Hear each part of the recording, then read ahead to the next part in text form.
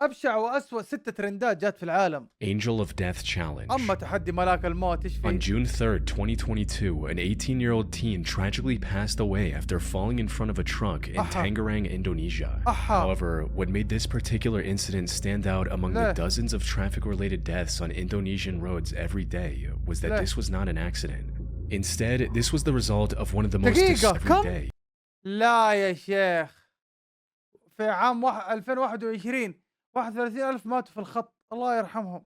Was that this was not an accident. 31,000. Instead, this was the result of one of the most disturbing internet trends that was sweeping the country during this ايش time. الترند ذا؟ It had actually started back in 2021, but exploded in popularity in mid-2022. Okay. The trend was called the Malaikat Mau Challenge, or Malaikat the Mau. Angel of Death Challenge in English. It involved TikTokers, mainly teenagers, playing a game with oncoming traffic, particularly loaded trucks.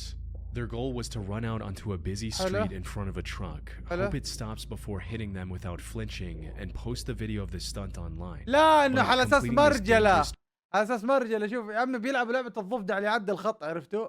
Challenge successfully was a lot harder than many of its unfortunate participants realized. Most of them jumped onto the road as the truck got extremely close, giving the driver virtually no time to notice them and apply the brakes. But even when drivers had enough time to see the kids performing these stunts, they still couldn't slow down in time to prevent tragedy. Trucks usually carry heavy cargo, and that weight doesn't stop on a dime. The heavier the load, the longer the braking distance, sometimes stretching dozens of meters even after the brakes are fully pressed. So by the time the drivers reacted, it was already too late. Not to mention the fact that this trend was also putting the truck drivers at risk, both physically and psychologically.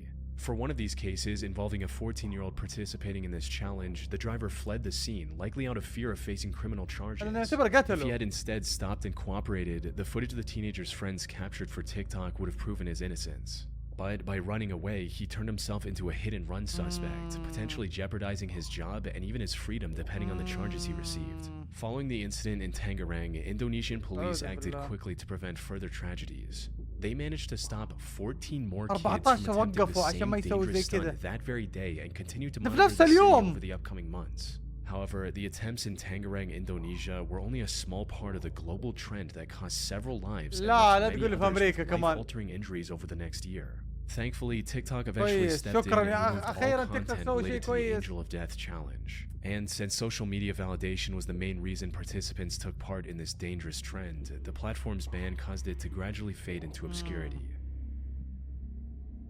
نسأل الله السلامة، الله يحفظ لنا عيالنا Happy slapping. وبناتنا.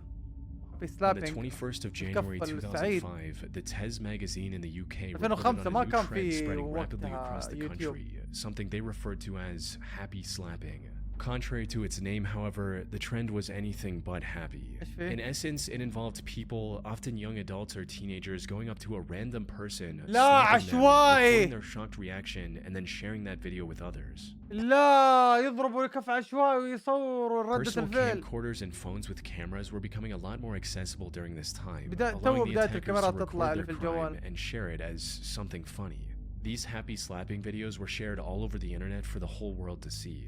As for how this trend initially started, some reports from the time linked them to violent TV shows like Jackass and Dirty Sanchez. A big difference between these shows and the happy slapping videos, however, was that everyone on TV consented to enduring the pain on camera. The people filming happy slapping videos, on the other hand, usually targeted complete strangers and bystanders for what they perceived as social clout. As a media expert from that time explained it, what we see the kids watching these shows doing is thinking, well, maybe I could stage my own scenes of pain and humiliation along these lines. Then with happy slapping, people are drawn in as random victims rather than the kind of voluntary performances we get in the shows that are being copied. I think happy slapping has become a shortcut in the eyes of the slappers to fame and notoriety among the people who see the images circulated on the web or sent to them via their mobile phones. And while that was already bad enough on its own, things quickly took an even darker turn. As time went on, the recordings became increasingly violent, likely in an effort to outdo one another and stand out in the sea of فكل واحد قاعد يخلي شيء أسوأ من المقطع اللي قبله. dozens, if not hundreds of similar videos. Things went from humiliating but physically harmless slaps to coordinated attacks resulting in permanent injuries. One of the worst cases of this happened on August 31st, 2009 in South London. A 67-year-old retired care worker named Ekram Haq left the mosque on Church Lane in Tooting, England after the evening prayer. where he was then approached by two Muslim. boys, 15-year-old Hamza Lazai and 16-year-old Leon Elcock, wanting to make a happy slapping video. Things quickly spiraled out of control as neither of them held back, resulting in Ekram passing away a week later from a severe head injury he received during the incident. The two were eventually identified and arrested after police reviewed CCTV footage from a nearby camera. Both pled guilty to manslaughter, with Leon receiving a 4.5-year sentence and Hamza sentenced to 3.5 years in prison. The happy slapping trend as a whole eventually faded away after the UK and the surrounding countries started treating it as a significant threat to public safety, with France even criminalizing it and giving it a punishment of up to 5 years in prison. 5 سنين كمان يا عمي. ايش ذا؟ Skullbreaker Challenge. حلو، تحدي كسر الجمجمة. حلو. On February 14th, 2020, 12-year-old Parker Smith was invited by his friends to film what seemed like a harmless jumping contest with them. حلو. He agreed and on camera jumped the highest he could, but instead of landing safely on his feet, he fell backward and fractured his right arm. He was rushed to the hospital immediately and fortunately made a full recovery over the following weeks. However, what seemed like a simple accident turned out to be part of a disturbing internet trend his two friends were attempting to recreate. The so-called Skullbreaker Challenge required 3 people to stand in a line and somehow convince the person in the middle to jump. As soon as they did, the two هذا أعرفه والله. الترند ذا أعرفه، قد شفته في النت. on the outside swept the legs of the one in the middle who was usually unaware of what was about to happen. This caused them to fall backward, usually on their head, which is where the trend got its name from. It started earlier that year after a video of 2 students from Spain doing it on their friend went viral on social media platforms like TikTok, prompting countless imitators to try and recreate its success. And, as you might imagine, the results were disastrous, with Parker being one of the lucky ones for walking away with just a fractured arm. Many others were knocked unconscious by the impact, suffered from severe concussions, and some even needed multiple stitches across their skull and face. The most devastating of these incidents happened on January 24, 2020 in Cherry Hill, New Jersey, when a group of 7th graders attempted the challenge in school. Unfortunately, the victim fell way too hard on their head, causing them to lose consciousness and have a seizure. He luckily survived the incident and eventually recovered without any permanent head trauma. However, his initial condition was bad enough that authorities arrested the other 2 13-year-old boys. They were charged with 3rd-degree aggravated assault and 3rd-degree endangering an injured victim since the harm they caused was mostly intentional. Now, I wasn't able to رغم انه يعني يقول لك متعمد، هم متعمدين يسووا المقلب، مو متعمدين انه يعورونه فاهمين؟ بس برضه ما ينحسب. find any reports on whether the charges were dropped or not. But even if they were, being arrested for attempting a dangerous internet challenge goes to show just how dangerous it can be. TikTok also stepped in and banned all videos of this challenge on their platform. Unfortunately, once something is on the internet, it never truly goes away. As evident from 2 girls finding videos of the Skullbreaker challenge, attempting it on one of their classmates, injuring them. مع احتياجات خاصة سووا عليها. And getting charged for it in November 2022, more than 2.5 years after the original fad ended. Fortunately, there haven't been many reports of kids getting injured because of this challenge ever since. Kia Challenge. تحدي الكيا. إذا ما خاب ظني هذا حق السرقات. تخيلوا في كانوا يعني برا يسرقوا الكيا بيو اس بي. تخيلوا زي كذا مثلا. على طول خاص يسرقوا الكيا. أعوذ بالله. أعتقد بريطانيا وفي أمريكا كمان. يسموهم كيا بويز، فتيان الكيا. Near the end of 2020 and throughout 2021, authorities in Milwaukee, Wisconsin noticed a significant increase in car theft. What made this even stranger was the fact that the majority of these stolen vehicles were either from Kia or Hyundai, with theft of these particular cars doubling or even tripling in some areas compared to previous years. However, before investigators could determine the cause of this surge, the situation spiraled beyond their control in ways they could have never expected. Put simply, stealing Kia and Hyundai cars became an internet trend called the Kia Challenge. It began on July 12, 2022 with a video caption. شايفين؟ زي كذا. يب يو اس بي يب هذا. شو هذا مدخل المفتاح شايفينه؟ How easy it was to steal Kia and Hyundai cars in 2011 and 2021. All a thief needed was a screwdriver and any regular USB cable, since the connector just so happened to be the perfect size and shape to jumpstart the vehicle. This was a major hardware-level security flaw in dozens of car models, and there was no permanent way to fix the problem either. Now, the original Kia Boys video was eventually taken down by TikTok, but the information was already out there and it already sparked the Kia challenge. Teenagers across the US started breaking into Kias and Hyundais and posting their stunts on social media to participate in the challenge. While the stolen cars caused a massive financial burden for hundreds of innocent residents, the real danger of the Kia challenge came from what many of the thieves did once they had taken control of the vehicles. Since many of them had no intention of actually profiting off the stolen cars and were only doing it for the internet, they began taking the cars for reckless joyrides around town, putting their lives and the lives of everyone else on the road in extreme danger. One of these joyrides led to a police chase, which eventually ended with the out-of-control car slamming into the concrete barrier and the teenagers who stole the car trying to flee on foot.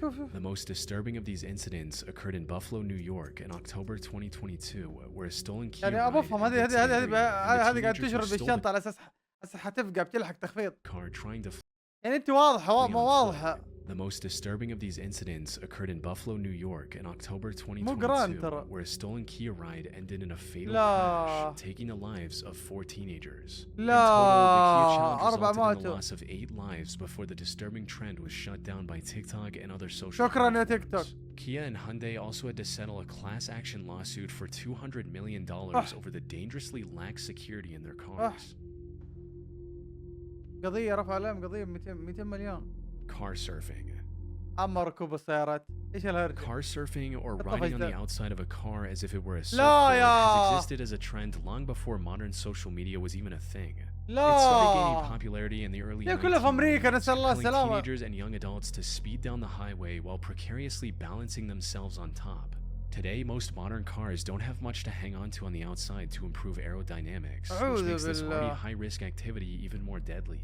It only takes one small slip for even the most daring car surfer to fall into the road. Something that's evident from a 2008 CDC report, which revealed that 58 people lost their lives while engaging in car surfing, and 41 others were severely injured since 1990. Unfortunately, the rise of social media and the desire to go viral with outrageous stunts have only driven that number higher ever since.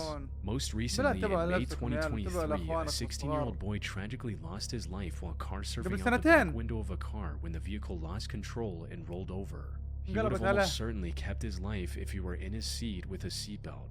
Sadly, the car surfing trend is just as alive today as it was 3 decades ago, and shows no signs of fading away anytime soon. أعوذ بالله نسأل الله السلامة نسأل الله السلامة الله يحمينا يا رب. حد بلاك اوت ايش؟ The blackout challenge has existed long before social media. The goal of this challenge is to achieve a brief high that comes from cutting off oxygen to the brain by intentionally suffocating until you lose consciousness. However, while many assume that blacking out from lack of oxygen is perfectly safe in the long run, مستحيل لا يا عمي مستحيل هذيك تقطع اكسجين على دماغك. The rewarding high in this challenge is in reality a dangerous form of cerebral hypoxia where brain cells are deprived of vital oxygen. This can lead to seizures and hemorrhages. Even if someone survives the challenge seemingly unharmed, depriving the brain of oxygen for just a minute can cause permanent, irreversible damage. This can affect memory, reasoning, and other critical cognitive functions in the long run. The line between a fleeting, dangerous thrill and irreversible tragedy is terrifyingly thin, and once consciousness is lost, there is no way to control the outcome. Not to mention the very real risk of the person never waking up again.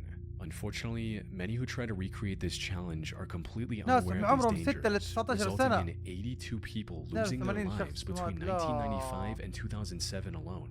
What makes this even worse is that almost all of these deaths were between the ages of 6 and 19.